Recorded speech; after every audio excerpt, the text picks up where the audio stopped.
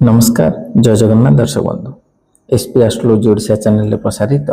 मासिक राशिफल कार्यक्रम को आपण मानक स्वागत। दर्शक बंधु आज आम आलोचना करवा मार्च 2026 रे केमिति रहिबो राशि चक्र प्रथम राशि मेष राशि व्यक्तिविशेष मानक पई शुभाशुभ राशिफल विषय रे विस्तृत भाव आलोचना करवा प्रतिकार सहित किंतु ता पूर्व आपण मानक एक अनुरोध जदि आपण माने हम चैनल को प्रथम थर करि आसिथांती ते वीडियो को लाइक करंतु शेयर करंतु और चैनल को सब्सक्राइब करी पाखरे थिबा बेल आइकन को प्रेस करंतु। चल दर्शक बंधु चलंतु आरंभ करबा आज आलोचना जे मार्च मास रे केमिति रहिबो मेष राशि रो शुभाशुभ भाग्यफल।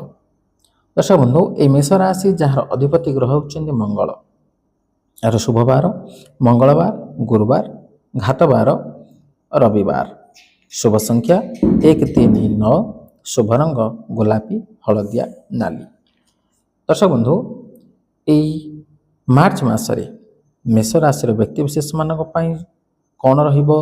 गुरुत्वपूर्ण ग्रह मानकर अवस्थिति नजर पकि नबा।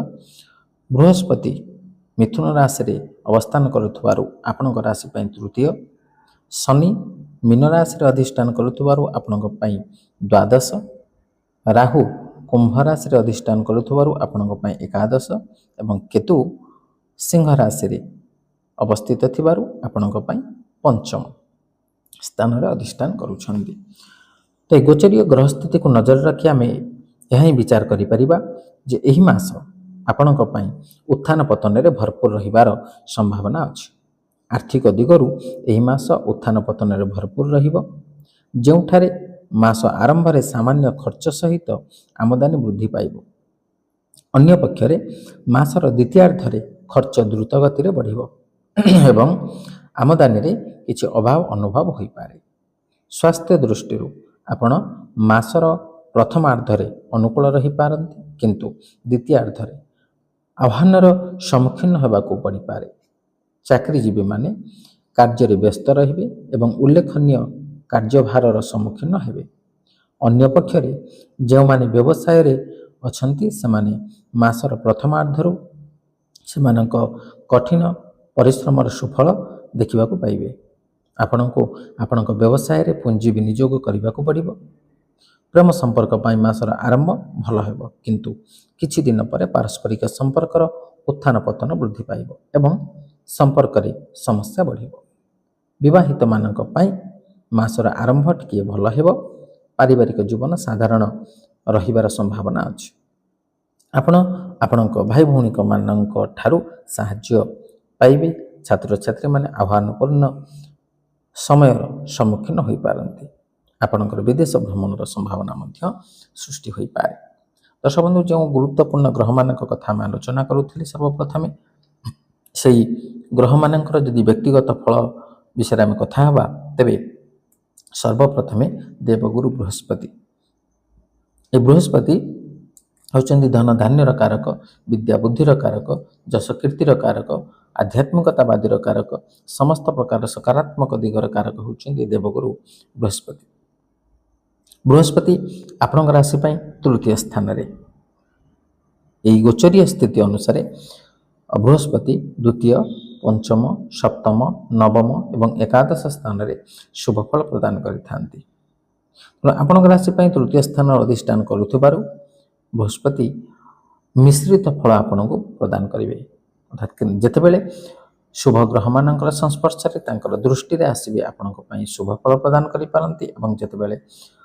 अशुभ दृष्टिंक संस्पर्श रे बा अशुभ दृष्टिंकर ज्योति रे आसीबे सेतेबेले आपनक अशुभ फल प्रदान करिवे कारण तृतीय बृहस्पति होचन अशुभ फल प्रदायक।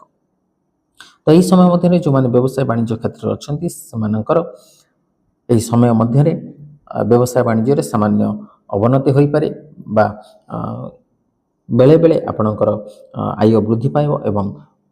बेले बेले आपनकर आय ह्रास पाइबो एवं आपनकर व्यय निश्चित भाव रे वृद्धि पाइबो एवं आशानुरूप लाभ आपण प्राप्त करि परिबे नाही। यदि आपण पार्टनरशिप रे व्यवसाय करूछन तबे आपनकर पार्टनरकर संपूर्ण सहायता आपण प्राप्त करि परिबे नाही। जो माने शेयर मार्केट अर्थ विनियोग करूछन ए समय रे सामान्य मात्रा रे ध्यान रखा दरकार और धैर्यर सहित अपेक्षा करने दरकार ना आकस्मिक भाव में आपणकर धन आपणकर टंका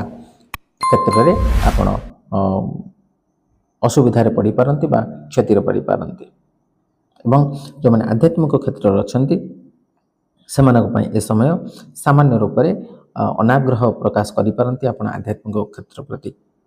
एवं विद्यार्थी माने ए समय मध्य विभिन्न प्रकार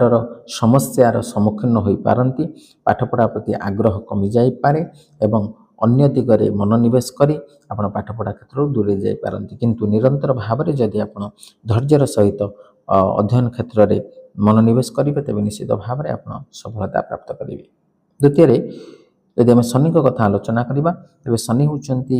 न्यायर देवता सत्यर देवता एवं कर्मकारक ग्रह। ये कर्मकारक ग्रह गोचरीय स्थिति अनुसार चारोटी स्थान शुभ फल प्रदान करते तृतीय षष्ठ दशम एवं एकादश स्थान में किंतु आपण राशि द्वादश अर्थात द्वादश शनि अर्थ आपण शनि 7.5 अंतर्भुक्त होती तेणु ए समय मध्य जेहेतु शनि होती कर्मकारक ग्रह विशेष भाव में आपणकर कर्म क्षेत्र में यार प्रभाव आप देखा पाइबे। बेले बेले आपणकर उच्च पदस्थ कर्मचारी माने आपणकर कार्यदक्षता को न जानी पारी अनुभव न करि पारी आपण को निर्यातना दे पारंती एवं आपण विभिन्न प्रकार कर्मक्षेत्र जनित समस्या रे सम्मुखीन होई पारंती छोट छोट कथा को नहीं आपण व्यस्त होई पड़िबे एवं सेथि आपणकर मानसिक अशांति सृष्टि हेबो मानसिक भारसाम्य मध्य हराई बसंती एवं आपण शारीरिक असुस्थता मध्य दे गति करेंगे आपणकर कर्मक्षेत्र में परिवर्तन जोग मध्य रही तेणु विशेष भाव में जितक सब कर्मक्षेत्र जनित समस्या रही तार सम्मुखीन हेबे किंतु यदि आप समस्यार सम्मुखीन हो तार समाधान स्वरूप आप आगू को बढ़े तो निश्चित भाव में शनि आपको शुभ फल प्रदान करेंगे एवं विभिन्न प्रकार समस्या एवं द्रव्य नष्ट अଯଥା व्यय शत्रुता वृद्धि आपणकर शारीरिक मानसिक क्लेश आदि जनित पीड़ा आपण अनुभव करिपारंती एवं राहु आपणकर एकादश स्थान में शुभ फलप्रदायक एवं केतु पंचम स्थान अधिष्ठान कर अशुभ फलप्रदायक सब्यस्त हे आपण दर्शक बंधु ये तो आम विस्तृत भाव में आलोचना कले शुभ और अशुभ फल विषय जो अशुभ फल कथा आलोचना कले से अशुभ फल को परित्याग कर शुभ फल प्राप्त करने निमंते आम केते गुड़िए प्रतिकार विषय में आलोचना करवा से प्रतिकार गुड़िक हूँ आपण प्रत्येक रविवार दिन सूर्यार्घ्य अर्पण करंतु एवं सूर्याष्टक पाठ करें एवं बृहस्पति शुभ फल प्राप्त करने निमंते आपण विष्णु सहस्र नाम पाठ करंतु कदली गछ मूल हलदी पानी आपण अर्पण करें एवं नारायण दर्शन करें और शनिकर शुभ दृष्टि प्राप्त करने एवं जो शनि 7.5 जोग आपको चली से मुक्ति पाइबापी आप प्रतिदिन हनुमान चालीसा पाठ करंतु स्नान पर एवं हनुमान मंगलवार और शनिवार दिन हनुमान दर्शन करंतु चामेली तेल बा राशि तेल रे दीप अर्पण करंतु एवं कुकुर को किसी खाइबा को दिंतु देखिए निश्चित भाव में आप शनिकर शुभ दृष्टि प्राप्त करेंगे। दर्शक बंधु आशा कर भिडियो भल लगी जब भल लगी भिडियो को लाइक करूँ शेयर करूँ और आपंकर सुचिंतित मतामत देवाक जमा भूलते आज विदाय दिंतु रही नमस्कार जय जगन्नाथ।